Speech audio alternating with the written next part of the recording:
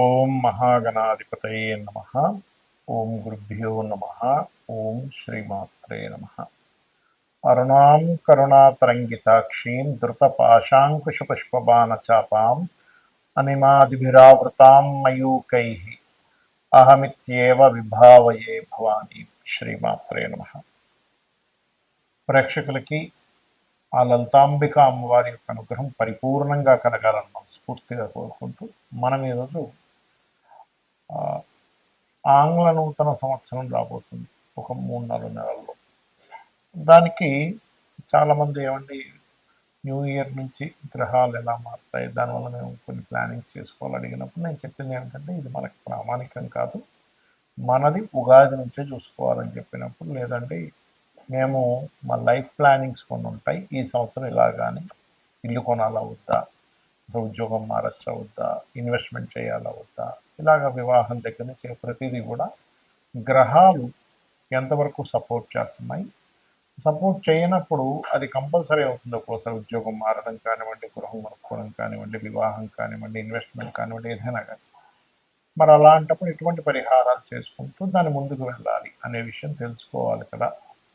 కాబట్టి మీరు కాస్త చెప్పండి అని చెప్పి నన్ను చాలామంది అడగడం వల్ల ఆంగ్ల నూతన సంవత్సరం యొక్క జనవరి నుంచి డిసెంబర్ వరకు ఉన్నటువంటి గ్రహస్థితిని అనుసరించి చెప్పడం జరుగుతుంది. అయితే ఈ విషయాలు చెప్తుంది నేనైనప్పటికీ కూడా చెప్పిస్తుంది సాక్షాత్ లలిత అమ్మవారికి అని భావిస్తే అసలు గ్రహాలు ఎలా మారుతున్నాయి ఈ న్యూ ఇయర్ చూద్దాం. ఇక్కడ చూసుకున్నట్లయితే మనకి నూతన సంవత్సరం ప్రారంభంలో అంటే జనవరి 1వ తేదీకి 1 డిగ్రీలో ఉంటున్నాడు శని. ఎందుకంటే ఈయన వక్రగతి మళ్ళీ ముందుకెళ్ళాడు కదా.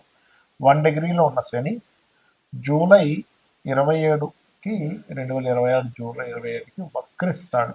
వక్రించి అతని వక్రత్యాగము 10th డిసెంబర్ రోజు వక్రత్యాగం అనేటువంటిది పోతుంది, గుర్తుపెట్టుకోండి. రైట్. ఇక అలాగే మేజర్ ప్లానెట్ శని, రెండవది మేజర్ ప్లానెట్ అనుకుంటే గురువు మనకి జనవరిలో 27 డిగ్రీల్లో ఉంటున్నాడు మిథున రాశిలో. అలా ఉన్నటువంటి గురువు పర్టికులర్గా జూన్ 2వ తేదీకి కర్కాటకంలోకి అంటే ఉచ్చస్థితిలోకి వస్తున్నాడు. ఆ ఉచ్చస్థితిలోకి వచ్చినటువంటి గురువు మరలా ఎంతవరకు ఉంటాడు ఆ కర్కాటక రాశిలో అంటే 1 నవంబర్ 2026 వరకు ఉంటాడండి. అంటే 1 నవంబర్ 26 మళ్ళీ సింహంలోకి వెళ్ళిపోతున్నాడు. ఎందుకంటే మనకి ఆల్రెడీ 2025 సంవత్సరంలో అక్టోబర్, నవంబర్, డిసెంబర్ మాసాల్లో అతిచారంలో ముందుకొచ్చి వెనక్కి వెళ్ళాడు ఆయన ఆల్రెడీ. అంటే అక్కడ ఒక 3 నెలలు ఆయన కాంబినేషన్ వచ్చేసింది. సో మళ్ళీ తర్వాత సింహంలో మళ్ళీ వక్రిస్తాడు. That is different thing. అది డిసెంబర్, జనవరి ఆ టైమ్స్లో జరుగుతుంది చెప్పాలంటే. రైట్. ఇక రాహుకేతువులు కూడా ఈ సంవత్సరం ఎప్పుడు మారుతున్నారు ఏమిటి అని చెప్పి చూసుకున్నట్లయితే పర్టికులర్గా ఈ రాహువు కేతువు 25 నవంబర్ 2026 వరకు సింహ కుంభరాశుల్లో ఉంటున్నారు. దాని తర్వాత ఈ కేతు కర్కాటకంలోకి వెళ్ళడము, రాహు మకరంలోకి రావడం జరుగుతుంది. కాబట్టి ఈ యొక్క గ్రహస్థితిని అనుసరించి ఎవరెవరికి ముందుగా లగ్నమే తీసుకోండి. లగ్నం తెలియదు అనుకున్న వారు రాశి హ్యాపీగా చూసుకోవచ్చు, దీని ఏమీ కన్ఫ్యూజన్ లేదు. లగ్నం ఎవరికి తెలుస్తుంది అంటే టైం ఉన్న వారికి లగ్నం తెలుస్తుంది, టైం లేని వారు రాశి చూసుకుంటారు. మీనం వారికి ఈ సంవత్సరం రాశిలో శని సంచారం జరుగుతుంది. చాలామందికి ఏంటంటే అయ్యో లగ్నంలో శని, రాశిలో శని, శని ఏలినాటి శని ఉంది. ఒకటే గుర్తుపెట్టుకోండి, ఏలినాటి శని ఉన్నంత మాత్రాన మన జీవితం మొత్తం ఎందుకు పనికి రాకుండా పోతుందని ఎక్కడా ఏ మహర్షి రాయలేదు. ఇది చూపించమనండి ఎవరికైనా. స్లో అవుతాయి పనులంతా. శని అంటే ఏంటి? మందుడు. శని యొక్క ప్రభావం పడ్డప్పుడు ఏం చేస్తాం, మనంతట మనమే తెలియకుండానే నెగ్లిజెన్సీ ఉంటుంది. అంటే సరలే చేద్దాంలే, సరలే చూద్దాంలే, సరే కానిద్దాంలే, ఇది మన కొమ్ము ముంచుతుంది. మనం ఎప్పుడైతే పోస్ట్పోన్ చేస్తామో, ఆలస్యం అమృతం విషయం అంటాం, ఆలస్యం చేయడం వల్ల మనకి ఇబ్బంది వస్తుంది. అంటే దీనివల్ల మనం అర్థం చేసుకోవాల్సింది ఏంటి, ఆలస్యం చేయకూడదు. అనారోగ్య సంబంధించిన విషయంలో వెంటనే అలర్ట్గా ఉండాలి. ఓకే, నేను ఎక్సర్సైజ్ చేయాలి, లేకపోతే ఫుడ్ సరైన డైట్ తీసుకోవాలి, అనవసరమైన వ్యసనాలు మానుకోవాలి. ఎందుకంటే 12వ అధిపతి కదా, అనవసరమైన వ్యసనాలు జోలికి తీసుకెళ్తూ ఉంటాడు. మన మైండ్ అక్కడ వెళ్తూ ఉంటుంది. కాబట్టి ఈ విషయంలో జాగ్రత్తగా ఉంటే ఏమీ ఉండదు. వెళ్ళాల్సి చక్కగా మీరు నూనె దానంగా ఇవ్వడం ఆలయాల్లో, శివాలయాల్లో, లేకపోతే మీరు ఏదైతే మీరు చూడండి, వాకింగ్ చేయడము, ఎక్సర్సైజ్ చేయడము, నూనె దానంగా ఇవ్వడం, పువ్వులు దానంగా ఇవ్వడం, గోవులకి బెల్లం తినిపించడం, ఇవి చేస్తే చాలు. ఏలినాటి శని గురించి పెద్దగా భయపడాల్సిన పని లేదు. ఇక ఈ శని వక్రిస్తాడు కూడా మీకు. ఎప్పటి నుంచి అంటే 27 జూలై నుంచి ఎప్పుడైతే 10th డిసెంబర్ వరకు శని వక్రగతి జరుగుతుందో ఇది చాలా చక్కటి ఫలితం. దీనివల్ల స్ట్రెస్ రిలీఫ్ వస్తుంది ఈ సంవత్సరంలో మీకు 2026. అయితే ఇక్కడ గురువు దృష్టి ఉంటుంది. ఇప్పుడు ప్రజెంట్ 4లో ఉండే గురువు ఏం చేస్తున్నాడంటే మీరు ఏదైనా ప్రాపర్టీ తీసుకోవడానికి చక్కటి అనుకూలమైనటువంటి స్థితిని ఇస్తున్నాడు గురువు 4లో ఉన్నందుకు. కానీ అదే 4లో ఉండే గురువు 5లోకి వెళ్ళినప్పుడు గురుబలాన్ని ఇస్తాడు, సంతాన యోగాన్ని ఇస్తాడు, మంచి ఆలోచన విధానాన్ని ఇస్తాడు. చక్కగా ఏదైనా ఉపాసన చేసుకుంటే ఆ ఉపాసన పరంగా మంచి గ్రోత్ని ఇస్తాడు, సంతాన అభివృద్ధి, మంచి ఫ్రెండ్స్, అదేవిధంగా రాజకీయ పరంగా ఒక గైడింగ్ లాగా మీరు ఉండడానికి మీకంటే ఒక పోస్ట్ రావడం, ఇలాంటివన్నీ ఇస్తాడండి గురువు. చక్కటి ఫ్రెండ్స్ రావడం, ఇట్లాంటివన్నీ కూడా. అంటే దైవ బలం కూడా పెరుగుతుంది ఎప్పుడైతే లగ్నాన్ని తన రాశి తను చూసుకుంటాడు. అంటే మీరు శని లగ్నంలో ఉన్నా భయపడాల్సిన పని లేదు, గురువు అక్కడ ఉన్నది. కాకపోతే ఈ గురువు జూన్ 2 నుంచి 1 నవంబర్ 2026 వరకే ఉంటాడు, గుర్తుపెట్టుకోండి. కాబట్టి ఈ సమయంలో కొద్దిగా ఈ ప్రభావం అనేటువంటిది ఉండదు. కానీ 1 నవంబర్ నుంచి మధ్యవర్తిత్వంగా ఉండి చేసేవి, ఒక మాట్లాడుకుంటే క్లియర్ అయిపోయేవి బాగా యోగిస్తాడు. ఇక అదే విధంగా చూసుకున్నట్లయితే ఇక్కడ రాహుకేతువులు కూడా ప్రస్తుతం రాహు 12లో ఉన్నందుకు విదేశీ యోగము, 6లో కేతు ఉన్నందుకు పూర్వజన్మ కర్మ యాక్టివ్ అవడం వల్ల చిత్ర విచిత్రంగా తండ్రితోని కొన్ని రుణ సంబంధించిన విషయాల్లో చిత్ర విచిత్రాలు చూస్తూ ఉంటారు. అలాగే ఎప్పుడైతే కేతు 1 నవంబర్ నుంచి 5లోకి వస్తాడో 5 అంటే 1 నవంబర్ నుంచి కొంచెం మీరు సంతానం విషయంలో, నిర్ణయాల విషయంలో, కేతు పంచమం కాబట్టి కొంచెం జాగ్రత్తగా ఉండాలి. కాకపోతే ఈ కేతు ఆధ్యాత్మికమైనటువంటి ఆలోచన విధానాన్ని, దేని మీద ఇంట్రెస్ట్ లేనటువంటి తత్వాన్ని కూడా ఇస్తాడు. But don't worry. ఇక మీరు నిత్యము చేయవలసింది నవంబర్ వరకు ఆల్మోస్ట్ రాజరాజేశ్వరి అమ్మవారిని దక్షిణామూర్తి ఆరాధన చేస్తూ, నవంబర్ 1 నుంచి కేతు వస్తున్నాడు కాబట్టి మీరు ఎంత గణపతిని ఆరాధిస్తూ ఉంటే మీ యొక్క ఆలోచన విధానం, మీ నిర్ణయాలు సక్రమంగా ఆయనే చూసుకొని మీకు మంచి ఫలితాలను ఇస్తాడు. మనం జీవితంలో ఎంతో కష్టపడుతున్నా, నిజాయితీగా న్యాయంగా ఉన్నా, ఒకరిని ఇబ్బంది పెట్టకపోయినా, ఎంతో హానెస్ట్గా ఉన్నా ఇబ్బందులు పడుతూ ఉంటాం. మనకు అర్థం కాదు ఏమిటిది, నేను ఎంతో మంచివాడిని కదా, ఎవరిని ఇబ్బంది పెట్టట్లేదు కదా, ఎంతో తెలివిగా ఉన్నాను కదా, అయినా నాకు ఎందుకు అవకాశాలు రావట్లేదు, నాకెందుకు ఇంత ఇబ్బంది ఉంటుంది అంటే మనకి జ్యోతిషాస్త్రం కర్మ సిద్ధాంతం. అంటే నువ్వు ఏ కర్మనైతే చేసావో ఆ కర్మ నువ్వు అనుభవించాలి, ఇంకోరు అనుభవించేది లేదు. కొన్ని ఉంటాయి, తల్లిదండ్రులు, వంశం అనుభవిస్తూ ఉంటుంది, కొన్ని దేవతా శాపాలు, కొన్ని పిశాచ బాధలు, ఇలా కొన్ని ఉంటాయి. అయితే ఇక్కడ మనం అర్థం చేసుకోవాల్సింది ధనం రావట్లేదు పూర్వజన్మలో ఎక్కడో ధనపరమైనటువంటి విషయాల్లో నేను సరిగ్గా దాన్ని వినియోగించుకోకపోవడము, ఇబ్బంది పెట్టడము, అవమానించడము చేశాను ధనాన్ని, లేదా కుటుంబాన్ని సరిగ్గా చూసుకోలేదు, అప్పుడు ధనపరమైన ఇబ్బందులు వస్తూ ఉంటాయి.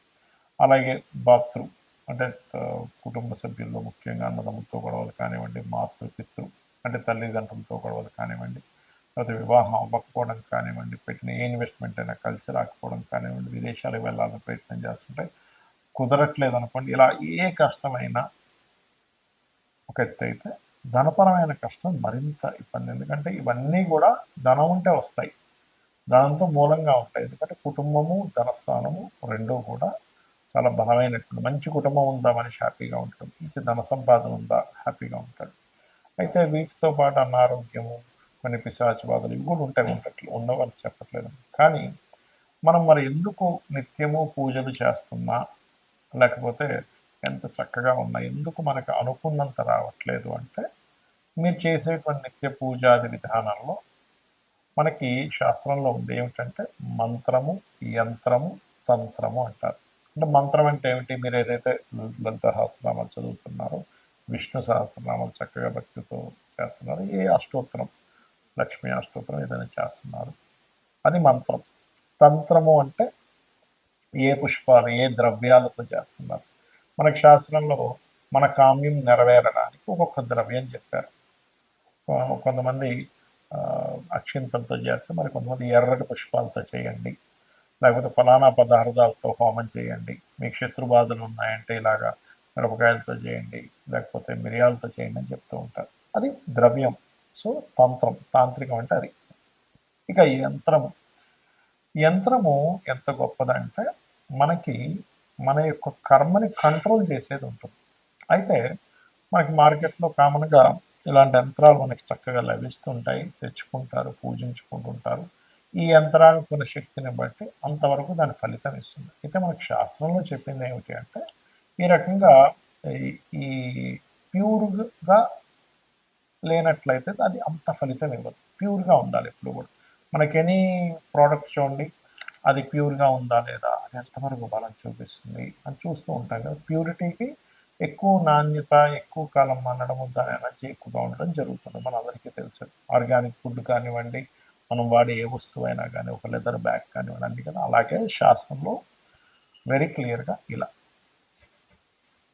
ఇది ఏమిటంటే చూసుకున్నట్లయితే చూడండి క్లియర్గా, ఇది లక్ష్మీ యంత్రం, ప్యూర్ కాపర్ అన్నమాట. ఇది ప్యూర్ కాపర్. మీరు టెస్ట్ చేయొచ్చు కూడా కావాలంటే. ఈ ప్యూర్ కాపర్ మీద మరి యంత్రం వేసుకొని తీసుకెళ్ళి ఇంట్లో పెట్టేసుకుంటే వస్తుందా అంటే అలా పనిచేయదు. మనకి చాలామంది పాపం అమాయకంగా మార్కెట్లో ఇది దొరుకుతుంది కదా అని తీసుకెళ్ళి పూజ చేసేసుకుంటారు. ఇది పూజ చేసుకున్నందుకు కొంత ఫలితం ఇస్తుంది, నేను ఇవ్వదు అని చెప్పట్లేదు. కానీ ఇదే యంత్రంలో కనుక మీరు చక్కగా దీనికి పంచవాసములు అంటారు. అంటే ధాన్యవాసము, అంటే ధాన్యంలో ఒకరోజు పెడతారు. పుష్పవాసం, పుష్పాల్లో ఒకరోజు పెడతారు కొన్ని మంత్రాలు చదివి. అలాగే జలావాసము, జలంలో కొన్ని రోజులు పెడతారు. అలాగే క్షీరావాసం, భూవాసం, ఇలా 5 వాసములు చేసినప్పుడు మీకు శక్తి వస్తుంది. ఇలా 5 వాసాలు చేసినటువంటి యంత్రానికి రుద్రాభిషేకం చేస్తారు. ఏకాదశ రుద్రాభిషేకం, సహస్ర రుద్రాభిషేకం చేసేవారు కూడా ఉంటారు. అలా చేసి కొన్ని జపాలు, కొన్ని రోజుల పాటు జపం చేసి ఈ యంత్రానికి శక్తిని చేకూరుతారు. ఈ పద్ధతి మనకి ఆలయాల్లో పెడుతూ ఉంటారు. మీరు గమనించండి. ఇప్పుడు మనకి మన రాముడి విగ్రహం పెట్టేటప్పుడు కూడా కొన్ని వేల సంఖ్యలో, కొన్ని లక్షల సంఖ్యలో జపం చేసి దానికి పెట్టారు. ప్రతి ఆలయంలోని మనకి ఆదిశంకరాచార్యులు వారు కూడా యంత్ర స్థాపనలు చేశారు తిరుపతిలోని చాలా ప్రదేశాలు. అంటే అది ఆకర్షణ ఇస్తుంది. ఆకర్షణ ఎప్పుడైతే ఎక్కడైతే ఉంటుందో, ఎందుకంటే కుజుడు ఆకర్షణకు కారకుడు, కుజుడికి సంబంధించిన మెటల్ ఈజ్ కాపర్. కాబట్టి ఇక్కడ మీరు అర్థం చేసుకోవాల్సింది ఏంటంటే మీరు అనుకున్నంత స్థాయికి మీరు వెళ్ళలేకపోతున్నారు, మీరు ఇంకా రీచ్ అవ్వలేకపోతున్నారు, ఎంత ధర్మంగా ఉన్నా, ఎంత కష్టపడుతున్నారు అంటే మన కర్మ అడ్డుపడుతుంది.